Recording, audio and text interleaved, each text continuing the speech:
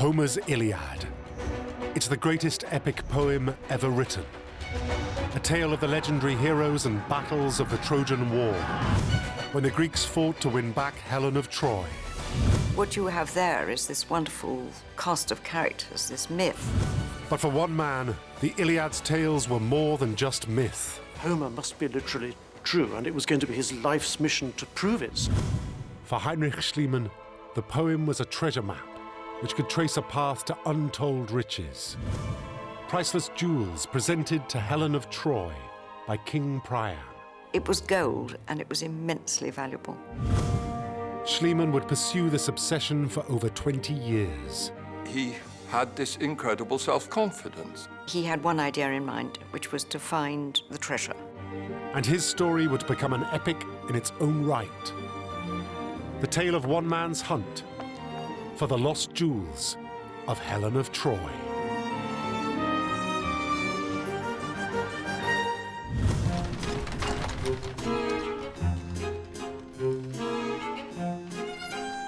In 1866, the man who would devote his life to finding Homer's Troy arrived in London.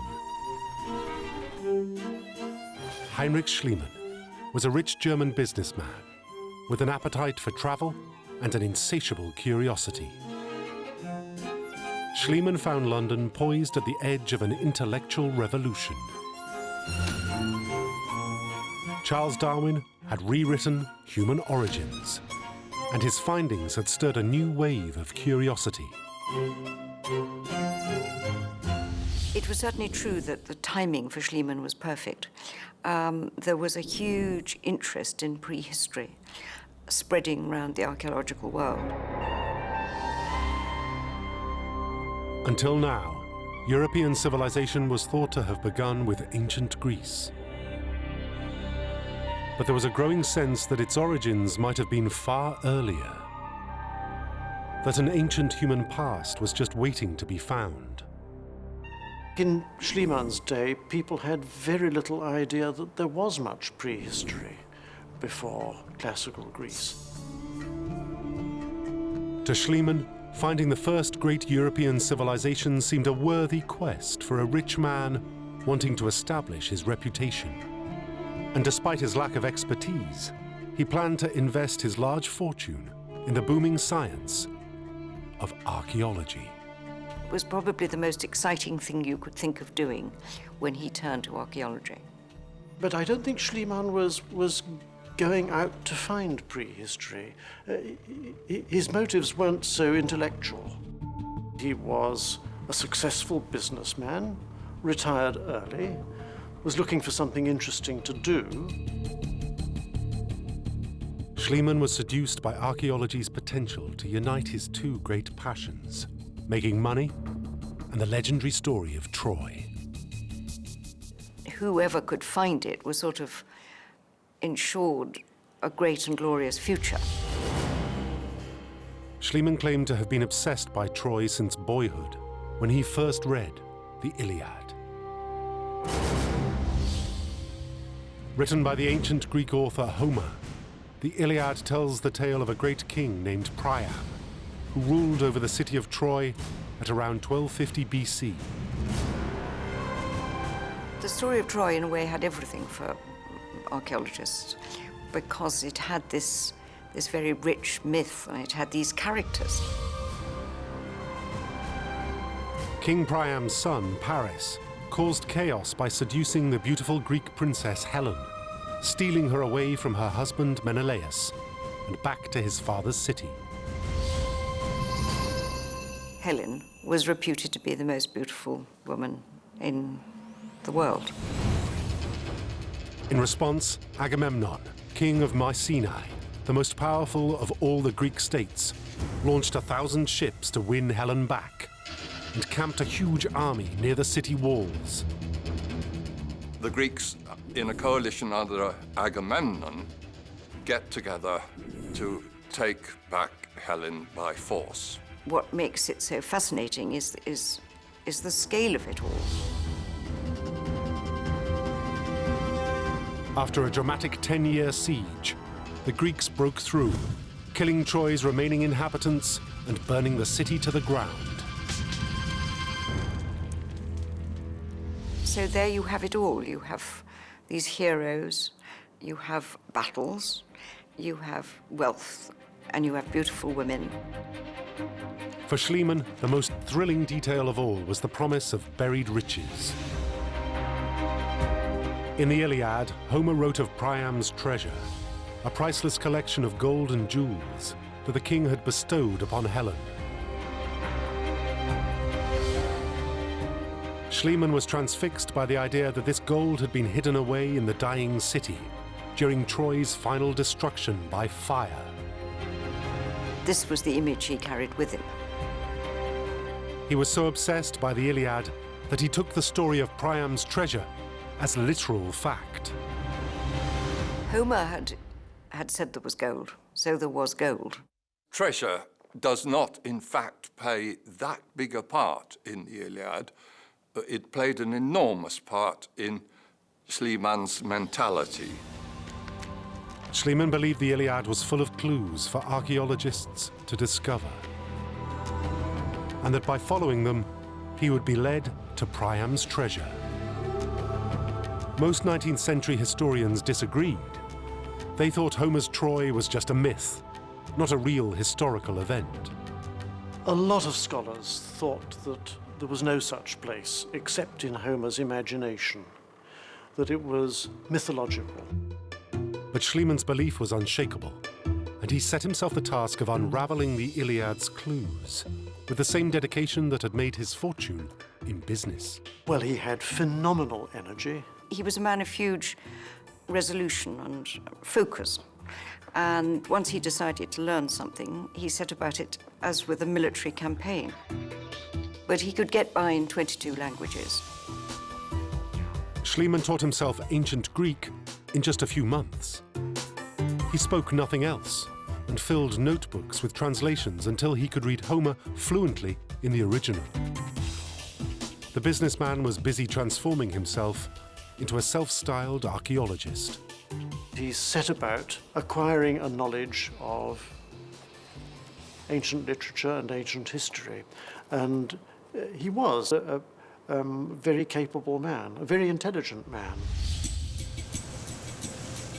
In late 1868, with Homer in his pocket, Schliemann set sail in search of Troy. He had one idea in mind, which was to find the treasure. His destination was the Troad, a plain on the northwestern coast of Turkey. Although Schliemann was not the first to seek Troy there, he was convinced that with Homer's help, he could succeed where others failed. Since the 19th century, people have gone to look for Troy in the northwestern corner of what is now Turkey. But that's a very big area. Searching the Troad was never going to be easy. The area covered almost 100 square miles. And Homer's Troy was 1,000 years older than ancient Rome. It would inevitably be submerged below ground, or hidden beneath buildings that came afterwards. Prehistory was not thought to have any proper sites because they were all buried under layers and layers of later settlements. Schliemann was hopeful that a hilltop village named Burnabashi might hold the answer. Burnabashi was surrounded by archaeological remains and seemed the perfect match for Homer's Troy. Burnabashi had some of the attributes that people were looking for, including clearly prehistoric traces of fortification. It was in a commanding position. It had remains on the top. It had burial mounds. It had rivers at the bottom. It all fitted the description of Homer's Troy very well. Archaeologists had already excavated the area in search of Troy, but had found nothing. Schliemann wasn't fazed. He had his own unique way to test whether Burnabashi fitted the Iliad's bill. In a renowned episode of the Iliad, the Greek hero Achilles chases the Trojan warrior Hector around the walls of Troy 3 times, before finally slaying him in single combat. Schliemann's idea was simply to take Homer at his word by acting out this famous scene. If Schliemann himself could run around the hill 3 times, then Burnabashi could be Troy. But Schliemann saw a problem straight away. He realized that no one could physically tackle the course Homer had described here, not even the demigod Achilles. He ended up practically crawling on all 4s. The trouble was it was on a very steep hill slope, and anybody who is taking the Iliad literally, as Schliemann was, could clearly see that that wouldn't do. Schliemann's mind was made up. Homer was always right, so Burnabashi couldn't be Troy. He concluded that Troy wasn't there, but must be somewhere else. Schliemann needed a new way forward. And his faith in Homer and the Iliad was about to pay off.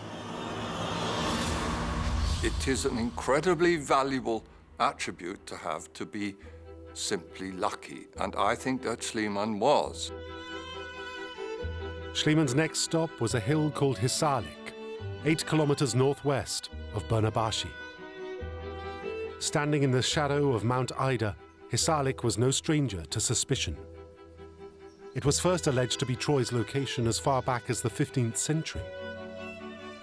But no one had ever found evidence. When Schliemann arrived, he found the site already occupied by a British archaeologist named Frank Calvert. Calvert, too, had dreams of finding Troy and had purchased half of Hisarlik's land in order to conduct his own excavations.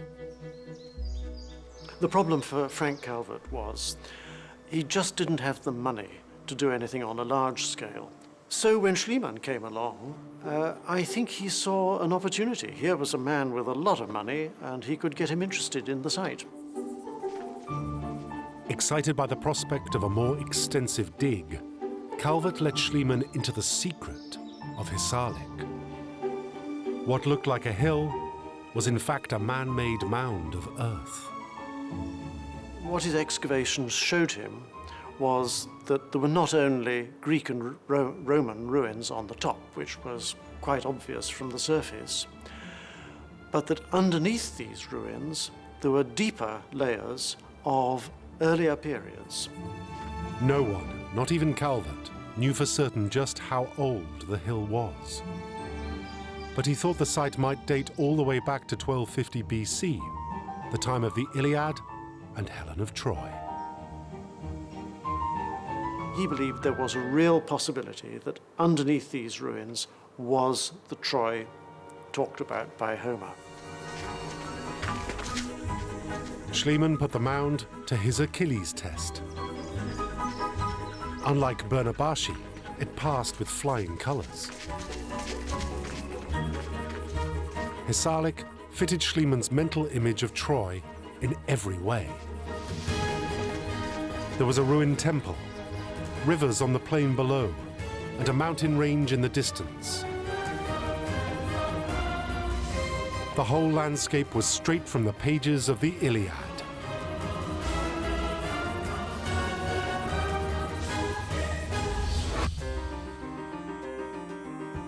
Schliemann was ready to dig for Troy, and he wanted to get started straight away. But Calvert said he'd need permission from the Turkish government. Calvert was a cautious man, the exact opposite of Schliemann. But Schliemann hadn't made his fortune being cautious. Ignoring Calvert, he employed workers to begin the dig regardless. Permission could wait. He was a man of influence. He had a lot of money. What he didn't have was diplomacy, which is a useful asset if you're going to dig in a foreign country. The Turks were outraged when they learned Schliemann was already digging. They demanded he left Hisarlik. But Schliemann wasn't about to give up. He established many, many connections with the powerful and highly regarded. He was firing off letters left, right, and center. Schliemann bombarded the Turks with a mixture of apologies and threats. Schliemann's letters reveal a bullying attitude towards the weak and a very groveling, sycophantic attitude towards the strong. He knew how to pull strings, he knew which strings to pull, he knew where maybe to grease a palm, and I think that helped him to persuade the Turkish authorities to let him do what he wanted. After 3 years, Schliemann struck a deal. He would have to pay for all excavations at Hisarlik, and then split any findings 50-50 with the Turkish government. But at last he had his official go-ahead to dig for Troy. So he set to work. But Schliemann soon learned that Hisarlik was a highly complex site. There were many different eras of human history buried in the mound. The way the mound had built up over time was that one layer had formed on top of another, one after another, like a series of upside-down pudding basins. Over the centuries, successive inhabitants of Hisarlik had added new layers, each one built up over hundreds of years. Schliemann naturally assumed that if Homer's Troy dated from 1250 BC, 3,000 years ago, then it had to be at the bottom. In Schliemann's mind, the fact that Homer is at the beginning of Greek literature meant that Homer's Troy must be at the beginning of the succession of Troys. Schliemann developed a plan that was simple and brutal. He would cut a massive trench, bulldozing right through the middle of the mound. To do that was an incredibly drastic measure, even by the lights of the 1870s. Schliemann wasn't like that. He just wanted to sort of cut straight through, find the treasure, build up the picture of Troy, and be the man who discovered Troy. Frank Calvert was horrified.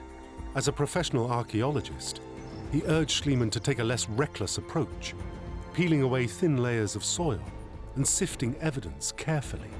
We can see from his own excavations how Frank Calvert went about things. He would have wanted Schliemann to excavate sort of gently and slowly. But Schliemann could practically smell Priam's treasure. He wanted to press on, full steam ahead.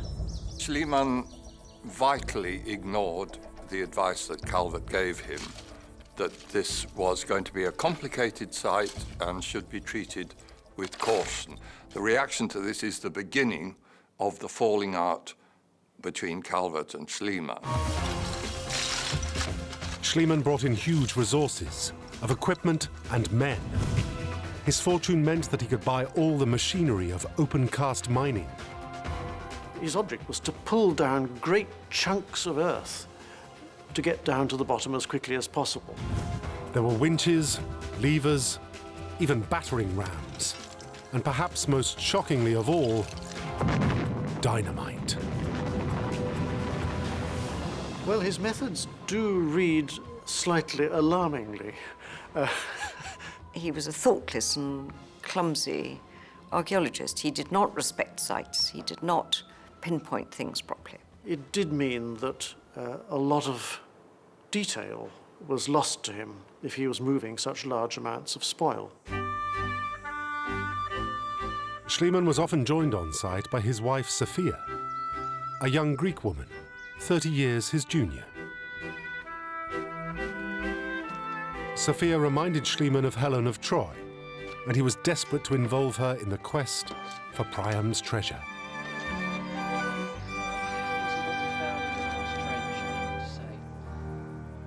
But so far, his finds were disappointing. He kept on having in mind that somewhere in this mound there was going to be gold. Instead of gold, Schliemann was finding only pottery, and it seemed strangely primitive.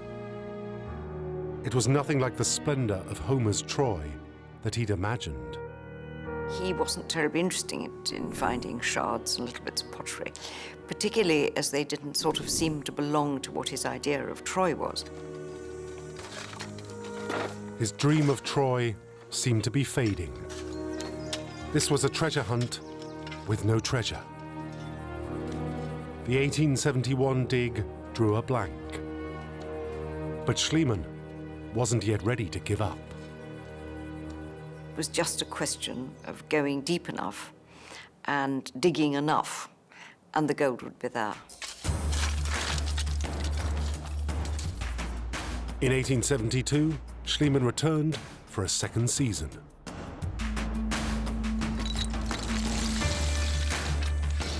And at last, he got some real encouragement and some genuine treasure. His workers unearthed a huge marble frieze. It showed the god Apollo in his chariot, driving 4 horses.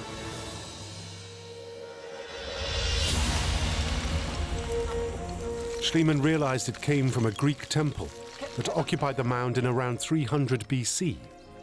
So it was 1,000 years too late to be from Homer's Troy. But he had, at least, found something. It was a very significant piece, and it must have had quite a high value. But there was a big problem with the find. Schliemann had found the marble on Frank Calvert's land, and his deal with Calvert was that they'd split the proceeds. The deal was, between him and Frank Calvert, that fines were to be halved. Well, you couldn't halve a thing like this. One or other of them had to have it. Schliemann haggled with Calvert as if they were rivals rather than partners. He was ruthless with people. If things didn't go his way, he could be hard and difficult. Schliemann offered to buy his share of the marble at what he claimed was its market price. Of course, the real value was much higher. It shouldn't have been a surprise to Calvert that Schliemann was a cutthroat businessman, but I think he was shocked by this all the same. It was the last straw for Calvert. He walked off the excavation.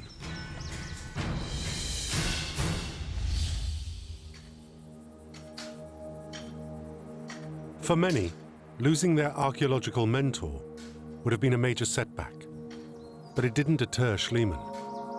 Though inexperienced, he carried on and started to use what Calvert had taught him. As time went on, he did improve.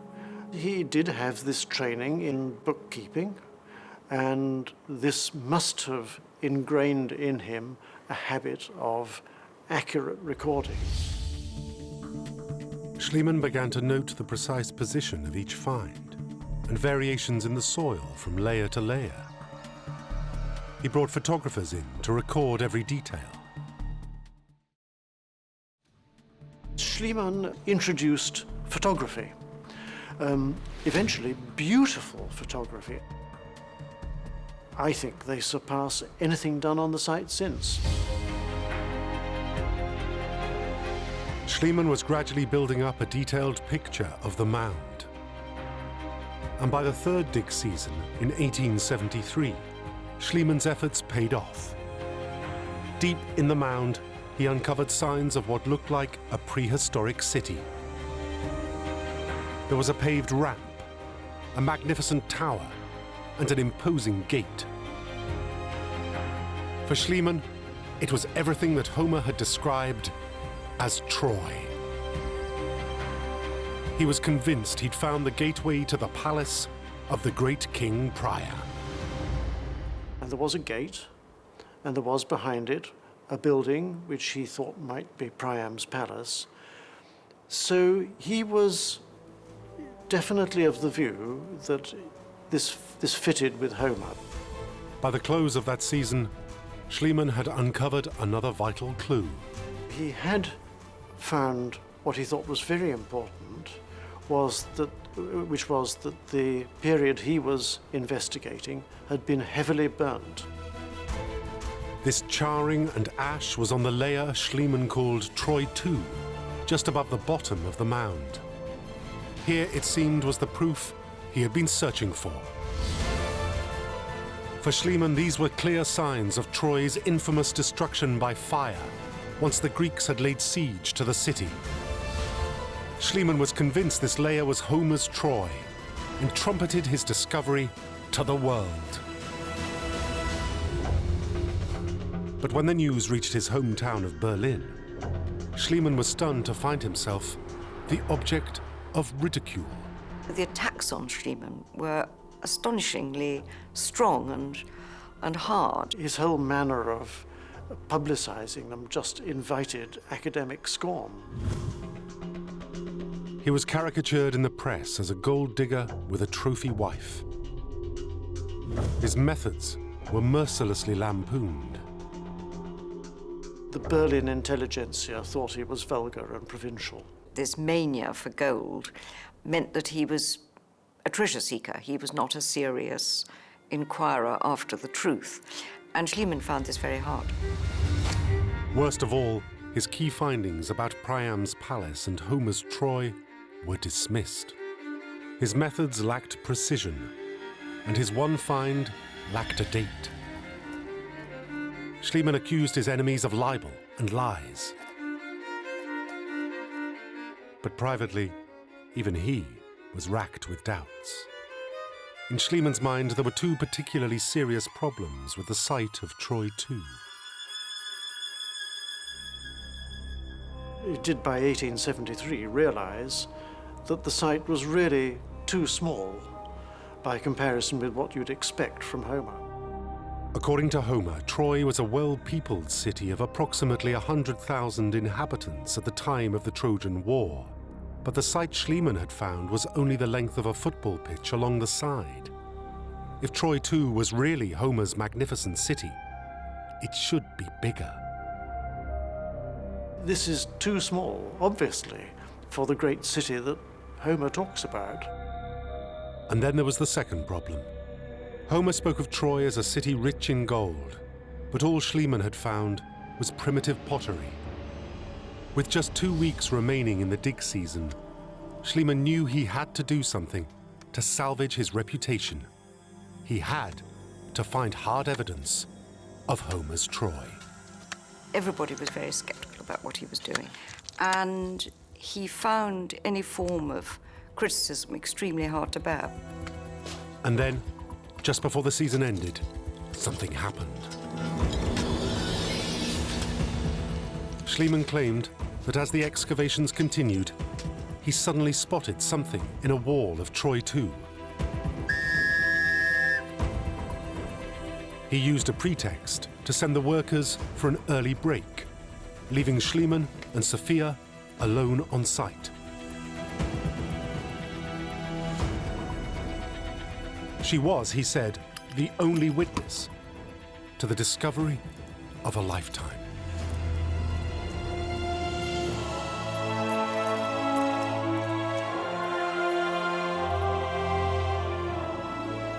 There it is. There is this astonishing cache of brightly shining gold.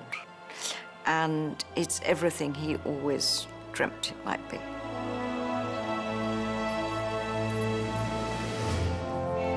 There were bracelets and necklaces, gold rings, goblets, and so much more.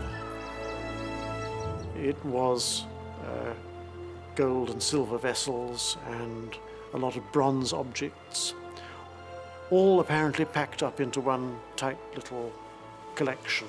It was gold, and it was immensely valuable. So on every score at that one moment, he must have thought, I've done it. I've done what I really wanted to do. For Schliemann, there was only one way the gold could have got there. It was Priam's treasure, abandoned in the wall as the Trojans fled the burning city. He had in his hands the proof of everything that he had maintained and the people had not believed. And this all helped to prove that this really was Troy and that the Trojan War had happened. Schliemann called his find the Jewels of Helen. As a final flourish, Schliemann claimed that Sophia carried some of the treasure home in her red shawl. You can sense this unbelievable excitement about what was going on. Once again, Schliemann shouted his discovery to the world. But this time, he chose an ingenious way to go about it. He summoned his photographer, and in the process, created one of the most famous archaeological photographs ever seen. He got Sophia to dress up and wear this jewelry and be photographed in it. The photograph went worldwide.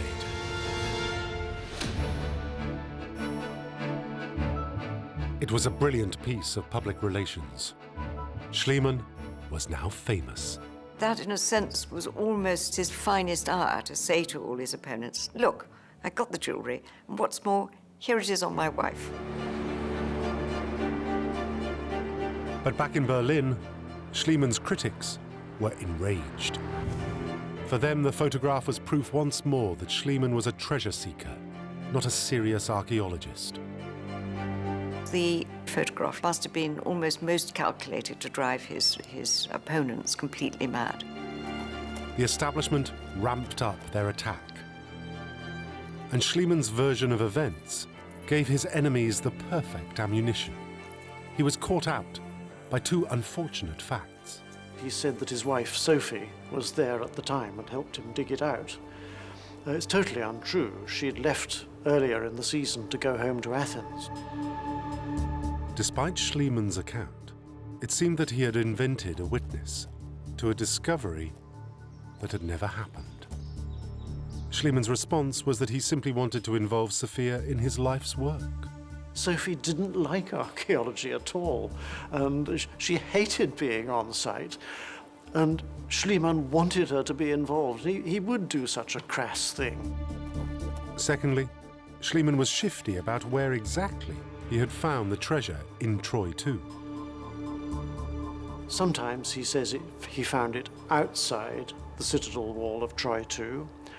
Sometimes he says he found it on the citadel wall of Troy too, and this is supposed to be an indication that the whole treasure was, or part of it, was made up. The allegations implied that Schliemann had the treasure faked by a jeweler, and even today, most experts agree that his accounts can't be trusted. The discovery of the treasure of Priam had been embroidered, manipulated, and was in part totally false. But despite all of the accusations, the public wanted to believe Schliemann, and crucially, the jewels themselves seemed to back him up. Schliemann had all his finds photographed or drawn by artists for publication. And when experts studied it, the treasure matched closely in style, as it would if it was all from the same find. For all of the allegations, Helen's jewels seemed to be what Schliemann said they were. I think Priam's treasure was substantially or wholly genuine, and Schliemann found it more or less as he says. There may be a little bit of confusion over some of the objects. Soon, critics were the least of Schliemann's problems. The government wanted their half of the spoils, and to keep the treasure in Turkey. There was an outcry from the Turks, who quite rightly said that the treasure was theirs. But in Schliemann's mind, he had found it, so he owned it. Schliemann certainly believed that everything he found was his. He hastily packed the treasure up and smuggled it to Greece, where it is said Sophia's family hid it in the Athenian countryside. His prize was safe, overseas and successfully out of the government's clutches. But although Schliemann had kept his gold, now he needed more. The trouble for Schliemann was that finding the gold was not enough. To Schliemann, it was now about more than treasure. He had critics to silence and truths he was desperate to prove.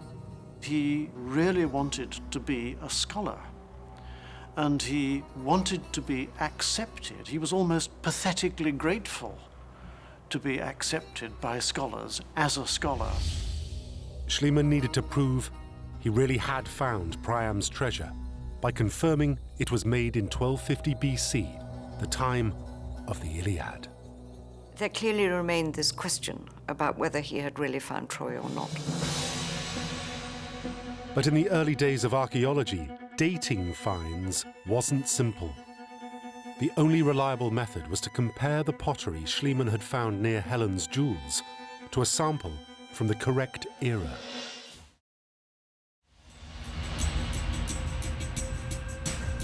So Schliemann resolved to dig at the one place he was certain he could accurately date: Mycenae.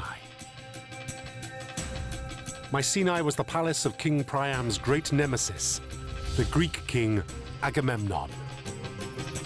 So it should have dated from the Iliad's era. And crucially, structures from that period had already been excavated there. If Schliemann could find pottery in Mycenae, he could use it to put a date on Homer's Troy and silence his critics. I think that Schliemann was so determined to prove that what he'd found was right. It was a sort of desperation in a way. With his reputation at stake, Schliemann set about his dig in Greece. Once again, he decided to excavate according to the clues in his favorite type of guide, the writings of an ancient author. The Greek writer Pausanias had said that 5 graves of King Agamemnon and his closest companions could be found at Mycenae. Experts thought Pausanias was highly unreliable, but Schliemann followed his descriptions like a guidebook. What he read in Pausanias was that Agamemnon had been buried within the wall. So Schliemann, ignoring the very fine-built tombs outside the walls, went and dug within the wall. Within days, he had found something. Tombstones marking out a circle of graves, each lined with treasure, exactly as Pausanias predicted.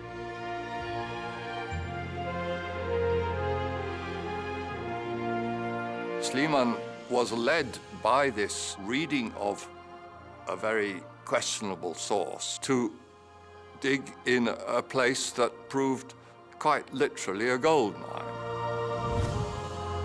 And one particular find was greater than all of the others.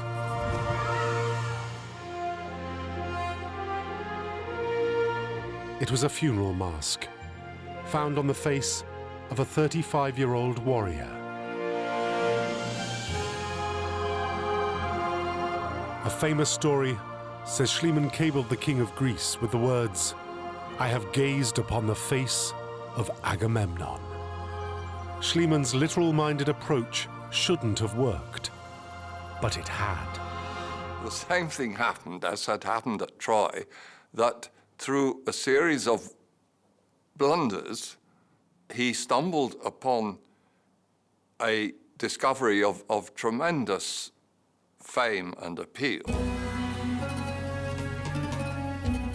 But chiefly, for Schliemann, above all of these new riches, he had found sufficient proof to authenticate Troy. The layout of the palace and the style of the pottery told him what a power center of the 13th century BC would actually look like. He found there what the buildings looked like, what the pottery looked like, what the small finds looked like. With his newfound archaeological confidence, Schliemann believed that if he could return to Hisarlik just one last time, he could finally prove that he had found Homer's Troy. Bit by bit, he was beginning to assemble proof for what he was trying to establish, which was the legend of Troy and the siege of Troy.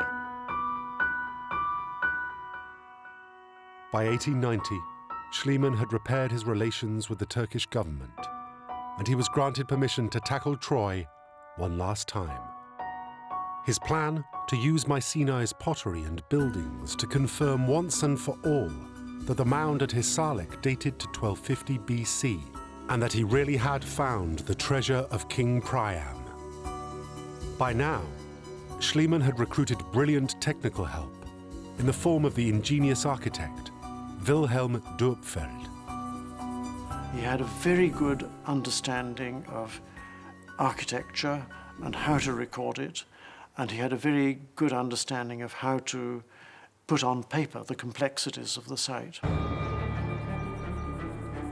Under Dörpfeld's influence, Schliemann was persuaded to turn his attention from Troy II to a layer called Troy VI, almost 40 feet nearer the surface.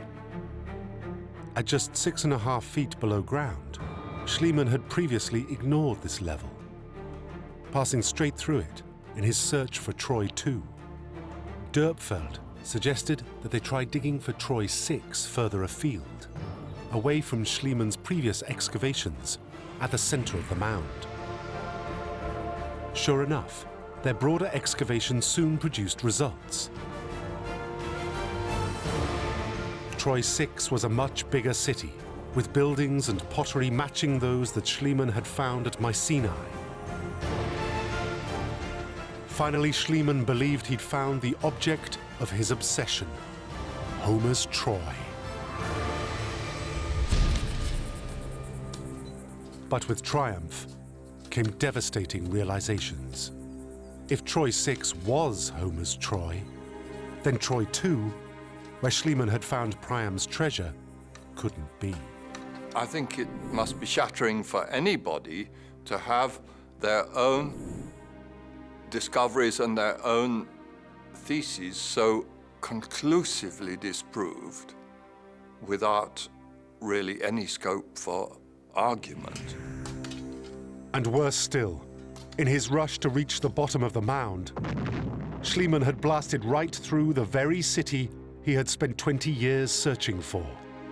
In the process, he had destroyed vast amounts of the real Troy and ruined vital archaeological evidence. He must have had to face up to the fact that he had destroyed a great deal of evidence by the way that he had dug earlier. When the truth dawned on him, Schliemann was overcome by shock. Schliemann went off into his tent and didn't come out for 3 days. And then eventually when he did come out, he quietly said, "I think you're right." It was the first and only time that Schliemann ever admitted his mistake. That one story of him talking to Dörpfeld is, in a sense, his acknowledgement of what he'd done. In 1890, Schliemann went to his grave, publicly maintaining his belief in Troy II and the amazing jewels of Helen of Troy, avoiding confrontation of the awful truth.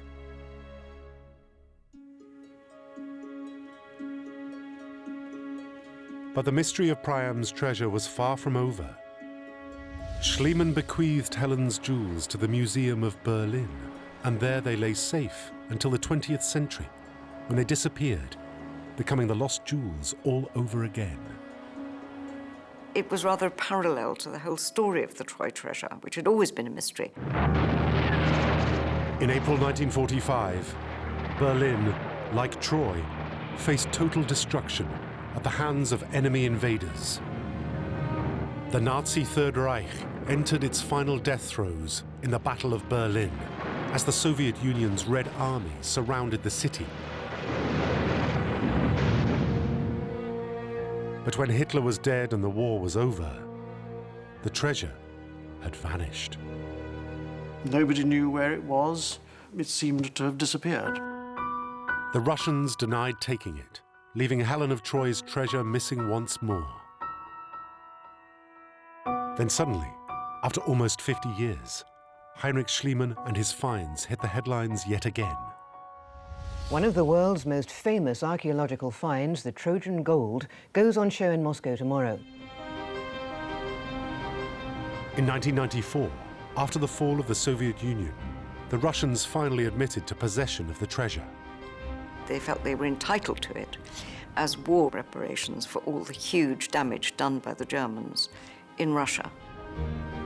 The treasure was in Moscow and was put on display at the Pushkin Museum. Donald Easton was one of the few Western archaeologists invited to view the collection. There was absolutely no doubt that these were the objects which had been in Berlin. Easton became convinced that the treasure had not been faked by Schliemann himself. It had clearly been in the Trojan soil for centuries. What was also clear was that these were objects which had come out of the ground. There was no question of their having been manufactured to order in the 19th century. But with this recognition came a twist. Easton confirmed what Schliemann probably knew, but could never admit. What we called Priam's treasure wasn't actually Priam's treasure. It was 1,000 years earlier than any Trojan War which may have taken place. Troy too, where Schliemann had found the treasure, had been built in around 2300 BC, 1,000 years earlier than Homer's Troy. So Schliemann's find could not have been Helen of Troy's jewels. But what he had found was evidence of one of the first European civilizations, earlier than anything unearthed before.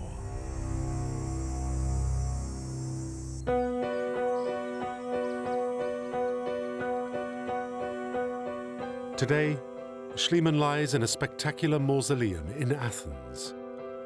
On its walls, scenes from the Iliad meet stories from Schliemann's own excavations, forever uniting their two tales.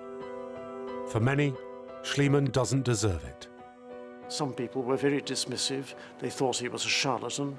Is one of the most intensely dislikable and certainly disliked figures in the whole history of the 19th century. Yet despite his detractors, Schliemann's legacy is ultimately one of archaeological success. He had discovered an entire period of human history even older than Troy, known as the Early Bronze Age. It was, and still is, a very important thing in its own right. It's a very important piece of documentation for what society was like in the early Bronze Age, and it was found by Schliemann. He found something very wonderful, and it makes him an extraordinary character. To most, such a find would have been glory enough. But for Schliemann, there had only ever been one prize. And although his discovery remains one of the world's greatest treasures, it wasn't Helen's jewels. But then Schliemann himself would never have admitted that.